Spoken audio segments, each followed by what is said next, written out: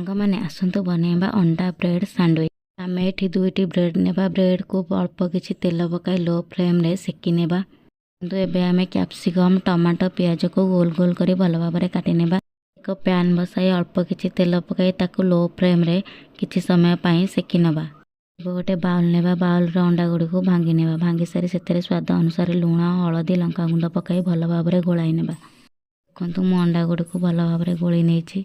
एक पैन बसाई अल्प किछि तेल पाई अंडा को ए भाबरे पकाई नेबा। अंडा पकाई सारिबा परे रखिथिबा ब्रेड को एहीपरि भाबरे सजाई रखि नेबा। ब्रेड मझिरे रखिथिबा कैप्सिकम पियाज टमाटो को एहीभଳି भाबरे सजाई रखि नेबा। मु भल भाबरे गोटे सिजा अंडा को कोराई रखिथिली। थिबा गुंड अंडा को ब्रेड ऊपर एहीपरि भाबरे पकाई नेबा। आमे एबे ब्रेड को एहीपरि भाबरे फोल्ड करि नेबा। एबे हमर प्रस्तुत होई सारिछि अंडा ब्रेड सैंडविच। आपण माने भी आपण मान घरे बनातु। केमिति लागुछि हमको कमेंट करी जणातु।